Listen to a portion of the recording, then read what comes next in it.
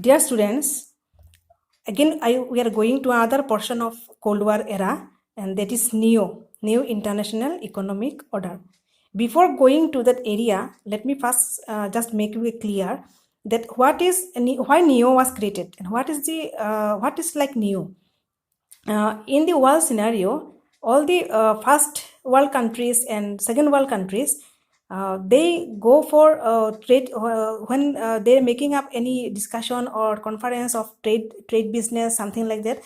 They always go with their terms and condition, avoiding the third world countries. The third world countries, they are not at that they are not getting that benefit or facilities, and they are always in a disadvantaged position. So with that aim, this NEO was originated at Algiers Summit of Non-Aligned Countries in 1973. NEO stands for making, I have given 2 points, international system fairer. International system means all the trade systems fairer, just and equitable for all the countries. By adopting a code of conduct for developed countries and by accepting due rights of underdeveloped or least developed countries. I have mentioned the word due. Due means the basic rights for the least developed countries. The terms and conditions must be equitable for everyone. Now, NAM also stands for reducing the gap between developed and underdeveloped countries.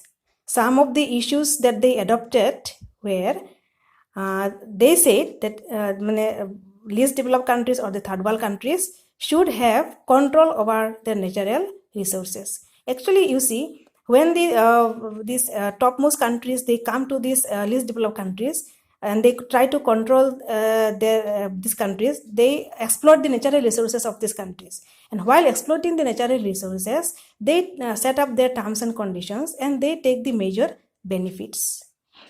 So these countries, they have raised the voice to give some control to their over the natural resources. A world trade system should be made more beneficial to the developed countries. It must be equitable and fairer. Cost of technology from Western countries should be reduced because third world countries, they are poor countries, so the technology, high rate of technology, they cannot bear. So they have made an appeal to reduce down the cost of technology. So this is the meaning of NEO. Now, again, I am going to the other area of, this is the last portion of this Cold War chapter, India and Cold War.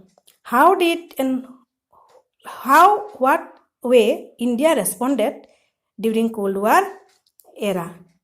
As a founder of NAM, India responded very positively during Cold War era because it was Nehru only who has first of all thought of this concept, NAM. So, during Cold War time, India has tried to keep away from power politics of two blocs, US and USSR.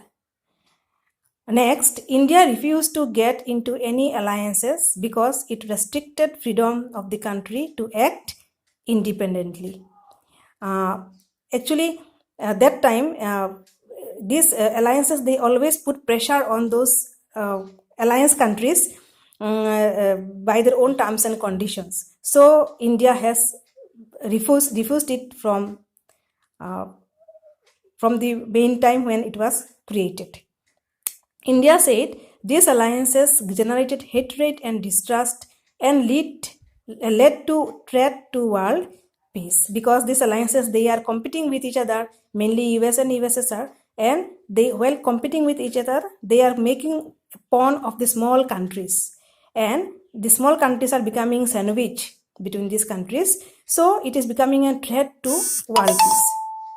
Next, because of these things, it was seen that India, instead of following hatred and distrust and all suspicions and all these things, India tried to follow policy of peaceful coexistence between the different countries, neighboring countries, cooperation with these countries, friendship they have made, helped in relaxation or reducing Cold War tension.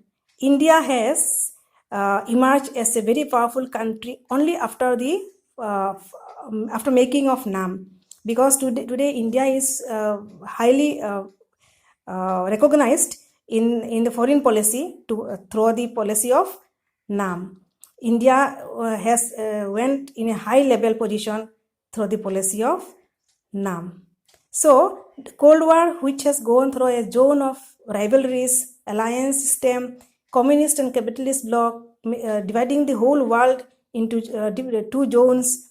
At that time, India has responded positively with the foundation of NAM. So, this is the story of NAM. Now, my dear students, please follow up these lectures.